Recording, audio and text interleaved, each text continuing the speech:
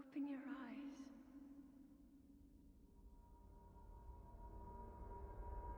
Open your eyes.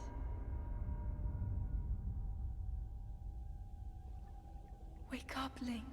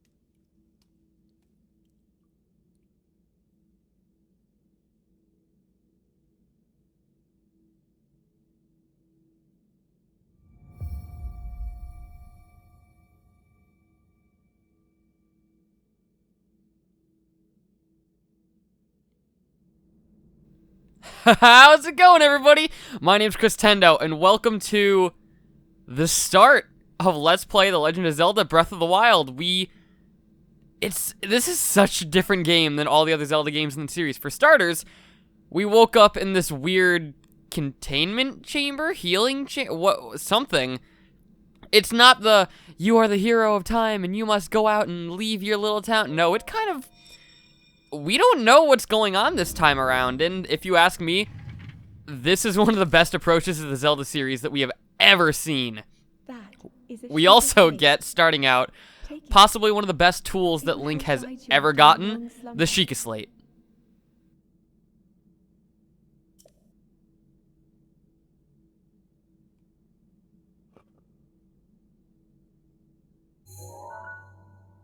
Sweet, an iPad. A mysterious tablet with a glowing center. You've never seen this device before, and yet there's something familiar about it. Yeah, I just told you, it's an iPad. Everybody had one of those. But with the accusation of our new Sheikah Slate, we can proceed through this little mini dungeon. I'm going to use dungeon in quote marks here, because this really doesn't count as a dungeon. But this is the first time that I think we've actually seen Link buck nude, so why don't we change that? Well-worn trousers. This is basically the beginning armor set that you're going to have for a little bit in the game. Forgot he has these little animations.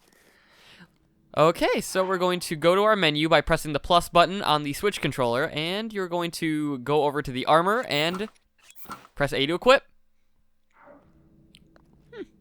Interesting. We don't get our traditional green garbs in this game. Alright, well, we got a little button here. Let's see what this does. Slate up to the pedestal. That will show you the way. Scan your amiibo when ready. Huh?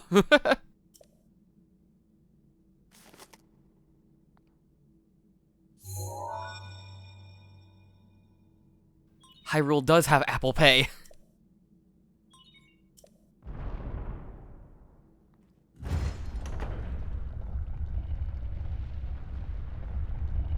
And with that, 2 rooms down, new armor acquired, we have entered, or exited rather, our first dungeon of what I would think to be Hyrule. We haven't gone outside yet, so we'll have to wait and see. You are the light. Our light. That must shine upon Hyrule once again. Now go. Actually, I think that big thing in the sky is the light that shines upon Hyrule. I'm just a dude. No, I'm just... Yeah, it's...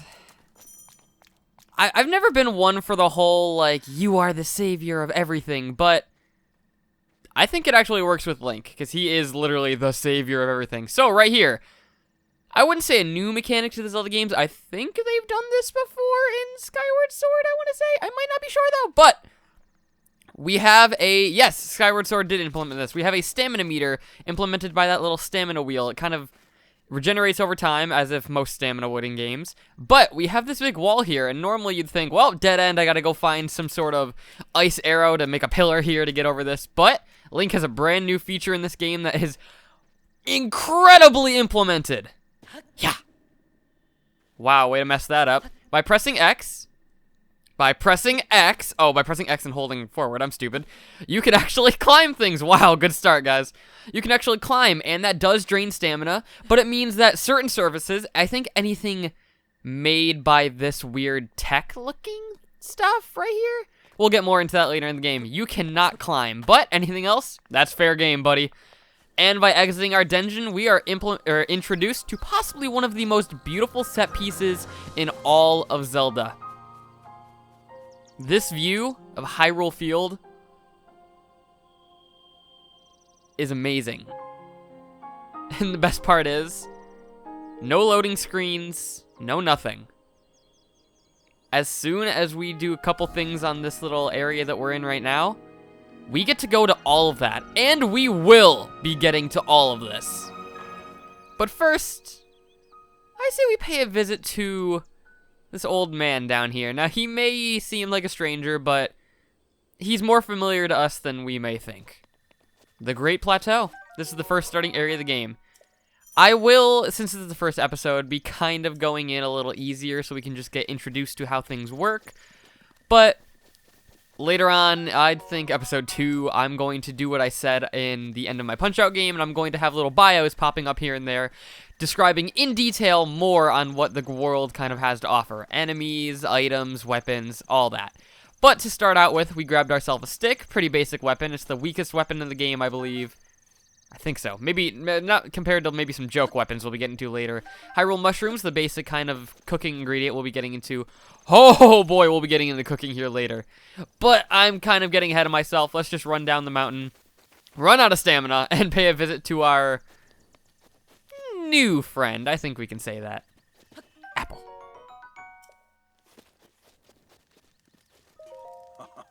Ho ho! Well met, stranger. It's rather unusual to see another soul in these parts. Who are you? By the way, Link actually talks in this game, sort of, through text bubbles. Me? I'll spare you my life story. I'm just an old fool who's lived here, alone, for quite some time now, but a nice young boy like... Nope, not gonna make him a pedophile, not gonna do that. What brings a bright-eyed young man to the place like the... You see, he is a pedophile, I just told you. Where are we? Answering a question with a question. That is fair enough. As I cannot imagine our meeting to be a simple coincidence, I shall tell you. This is the Great Plateau. According to legend, this is the birthplace of the entire kingdom of Hyrule. So we are in Hyrule still. We're not in Termina or any other weird sky place. This is bread and butter Hyrule.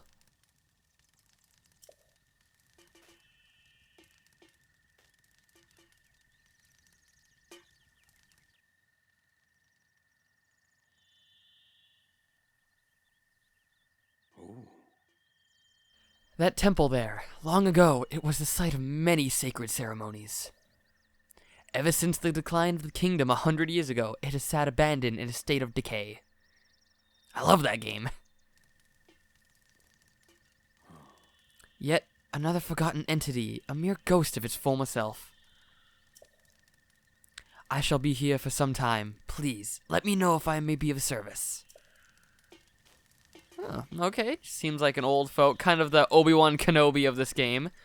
He's got some pretty funny dialogue to start out with. Check this out. You see a little apple on the ground or something? Baked apple, you can just pick it up. This is a cooked version of the apple that we just saw, giving us more benefits to our health. I beg your pardon? I do believe that is my baked apple. You cannot just go in about taking whatever you please. Oh, forgive me. I could not resist pulling your leg.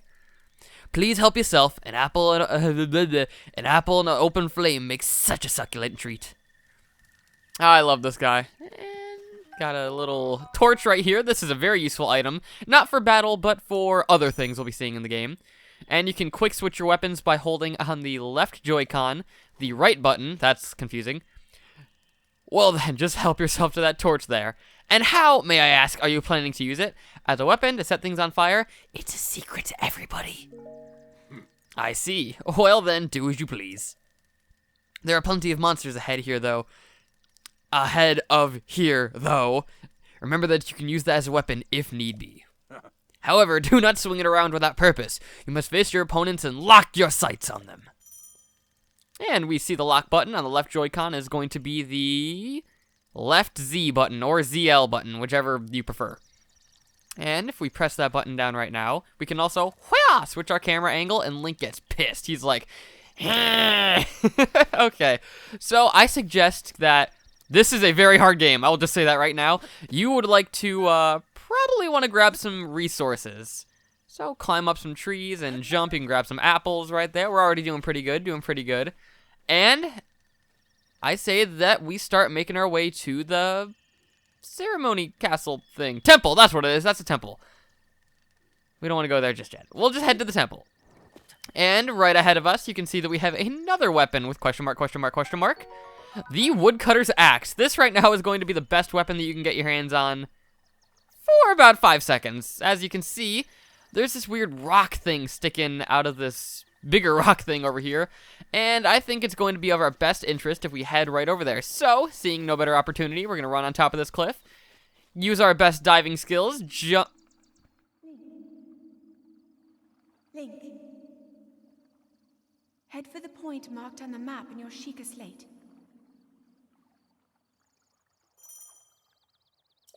Oh man, girlfriend's always got to ruin my fun. So if we press the minus button, we can check our Sheikah slate and check the map and see that the whole world is kind of blocked off right now. Yep, we get to visit all of this. And the area that we're in right now is the smallest, and yet it's a pretty massive area. We're going to want to follow this Sheikah slate map thing, and it looks like to our left is where we want to go.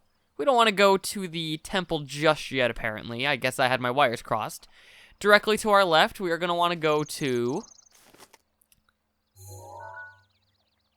this little pillar thing sticking out of the ground. Also, forgot to mention this, if you press in on the right thumbstick on the right Joy-Con, you can kind of do a little camera mode. You can also set pins. If you press A, you can set a pin marker right there that you can see through the Sheikah slate. I don't use them too terribly often, but I figure what the heck, might as well use it. Anyway, back to what I was saying before. We're going to use our best diving skills, take off our clothing, and dive right in. What the hell is this? Yaha! You found me! Huh? You're not Hestu. But you can see me. I didn't know I could see the children of the forest. Well, if you're running to Hestu, please return this to him. We have collected one of over 900 Korok seeds. I think I just died a little bit inside saying that. These are collectibles that you can find all throughout Hyrule, and we'll be getting into their actual use later on when we run into this Hestu fellow. But, making it on top of this mountaintop thing right here, we are going to find a little Easter egg right here. Rusty Broadsword. This is obviously a reference to the Sword in the Stone. It's a neat little Easter egg. I actually didn't know this was here the first time I played the game. I went the entire Great Plateau without finding the best weapon possibly on the plateau. But with all that being said, we're going to jump back off. And I'm going to see you when I get back up on top of this mountain, because swimming in this game is very slow, at least for right now.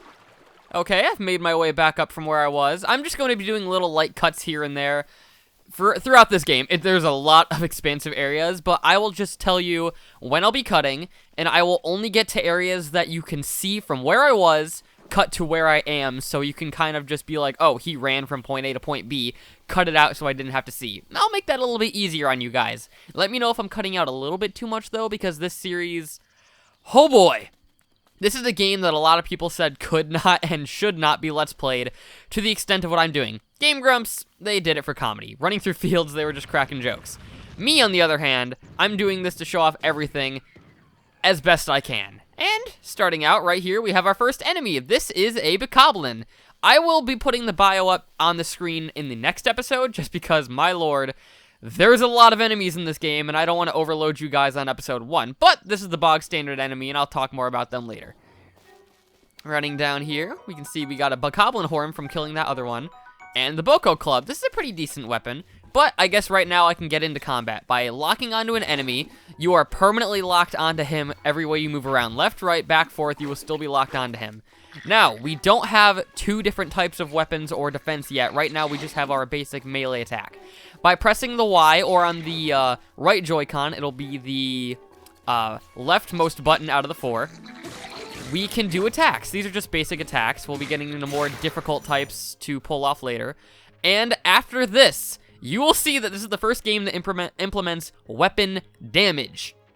This was a very controversial thing when the game first got implemented, but after a certain amount of hits, the weapon will break, and it's okay. It definitely makes you shake things up, have to think on the fly, different fighting styles. I personally love it. But after the weapon breaks, we're going to, on the left Joy-Con, press the rightmost button, and we're going to cycle through our weapons. You can cycle through with the right analog stick on the right Joy-Con, and I say we get rid of our weaker weapons first, so we'll kill this guy with another stick. You don't always have to lock on, but it helps. Got another bokoblin horn, and I say that we make our way over to this pedestal. Enough dilly-dallying. Yeah. You can jump by pressing the X button, that's needless to say. And you can see that we have more friends over here. I'm going to leave them alive. I might need to take out... Yeah, you know what? I'm going to take out this guy right here.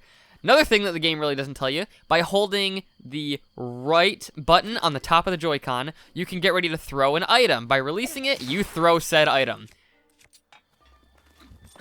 Throwing a weapon on an enemy performs a critical hit, dealing twice the normal damage. So if you have a weapon that's about to break, or if you have a certain type of weapon like a spear or a boomerang, those are almost meant to be thrown. So save those for when they're about to go into like red critical mode. You will see a weapon start glowing red on the inventory screen when it's about to break, along with many other types of weapons or defense. But as you can see, we made it to this little pedestal, and you know what? I say next time on Let's Play Breath of the Wild, we activate this pedestal and see what the hubbub about is. This place is the hubbub about. I can't talk. We'll see what all the hubbub about this place is and why Zelda, at least I think it was Zelda, was trying to get us to come here so much. That was a great outro. Alright, guys. Glad to be back. Like, comment, and subscribe. Share the video most importantly. And I will see you next time. I really don't have a way to do the weird, like, bye thing I did, so bye! See you guys next time.